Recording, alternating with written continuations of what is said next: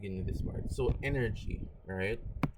So we're gonna be looking at this key concepts under conservation of energy, right? So energy itself, right? So honestly, I would love a lovely response to this, right? That we've been using energy from, let's say, first day in like integrated science class in high school. So what is energy?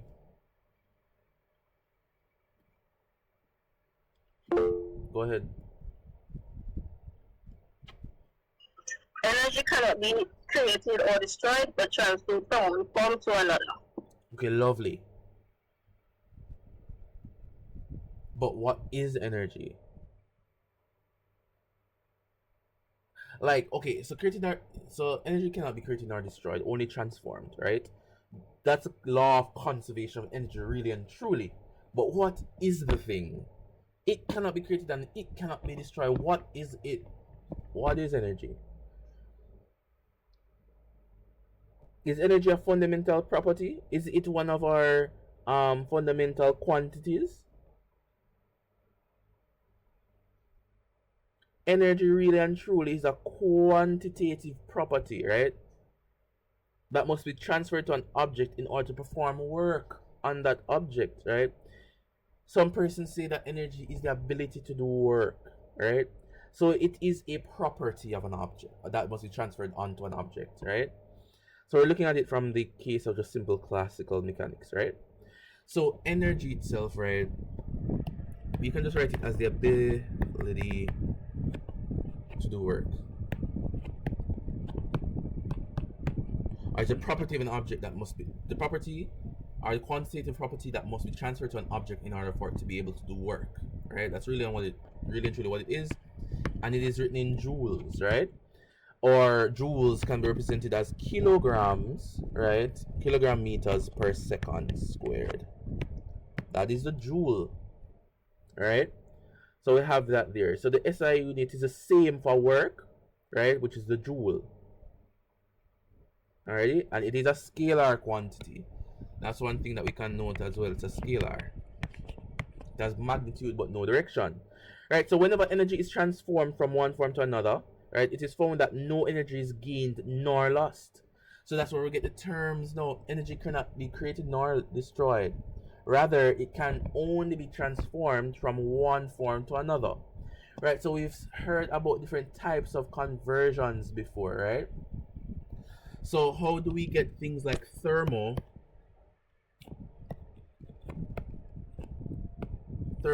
energy?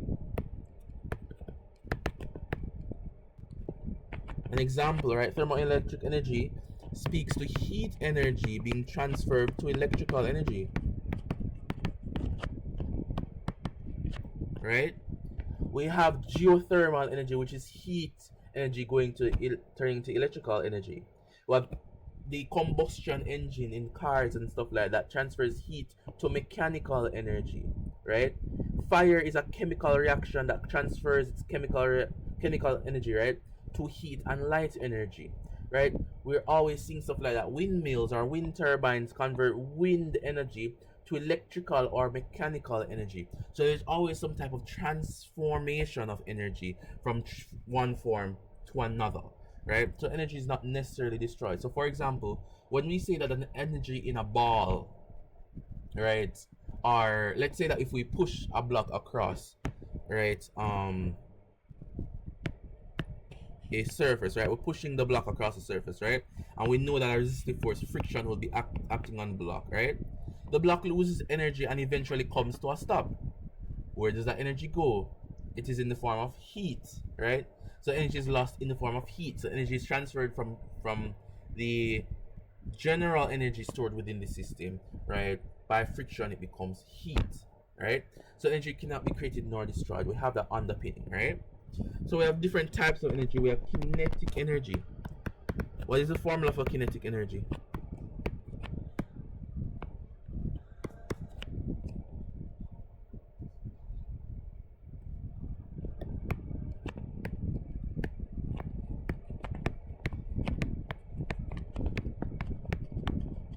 What is the formula for kinetic energy?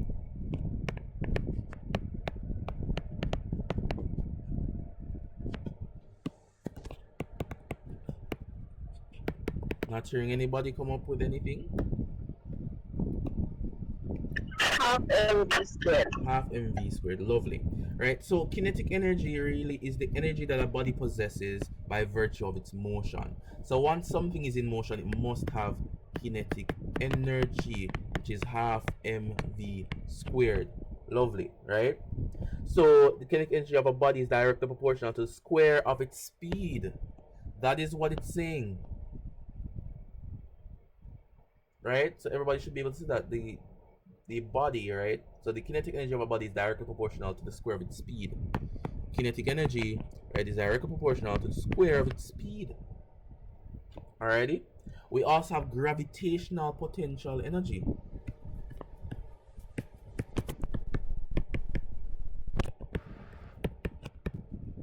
What is that?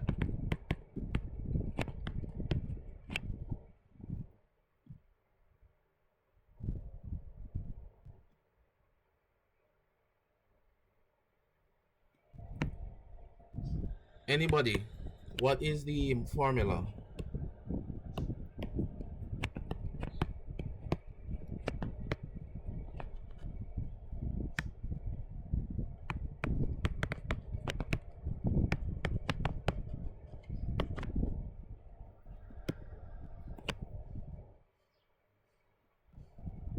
Anybody?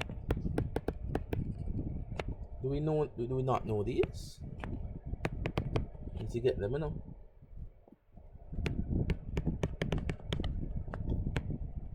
This is relative.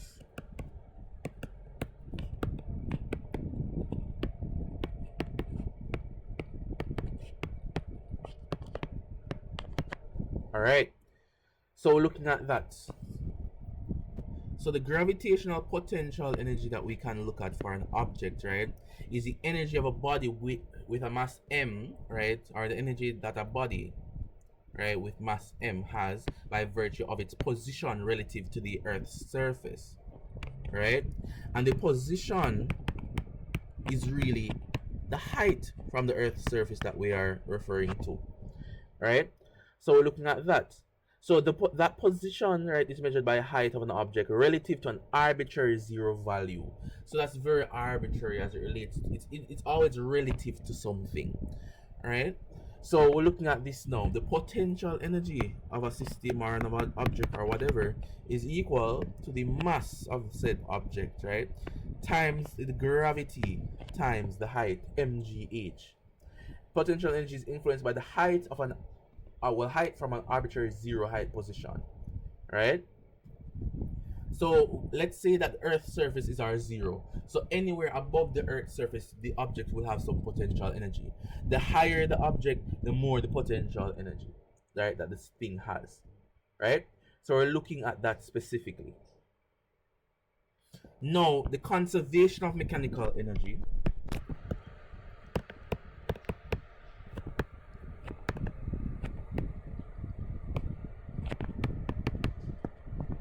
Right? Remember what we stated, energy cannot be created nor destroyed, right? So we can note that. So the energy cannot be created nor destroyed, right?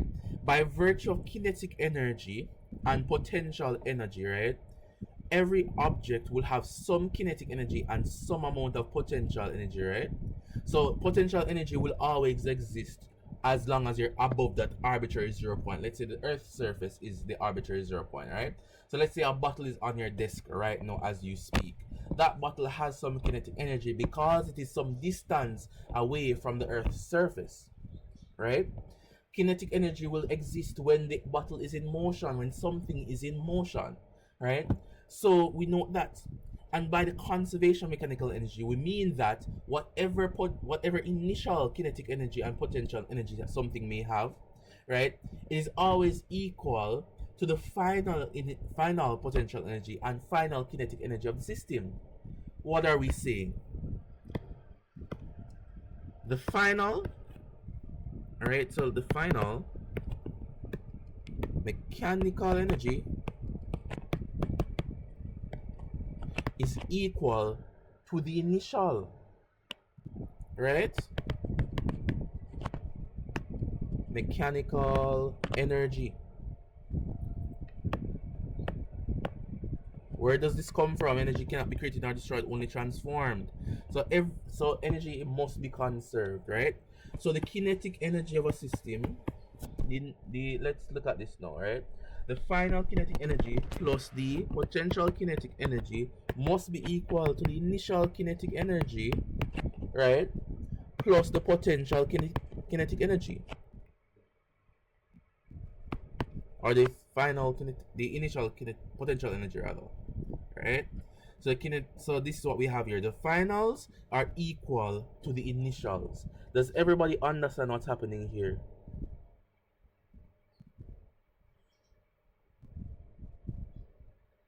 Everybody understand what's happening here so far?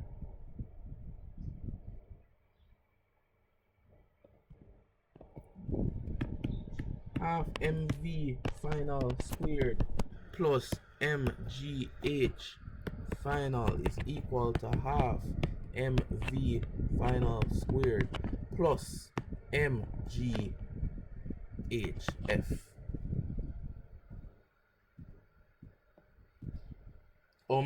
Oh, that would be initial, my bad. I just saw that. This should be initial, right?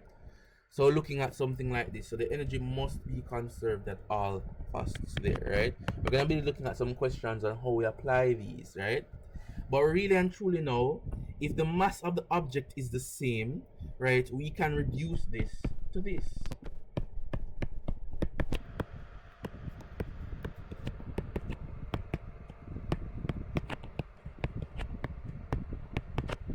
Right, because the mass is same, we can just remove mass from both sides of the equation, and then we can simply factorize. Right, so let's look at this. V half vf squared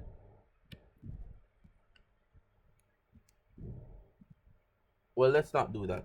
Let's factorize everything. Do you get? I don't know if I'm going to write it out, and then if it's too confusing, then we'll provide the steps.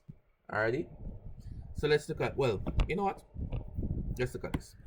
Vf squared is equal to vi squared, right, plus 2g hi plus hf.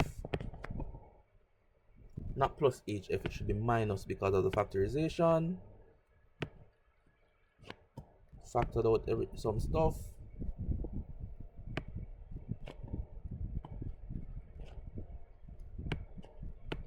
Alrighty.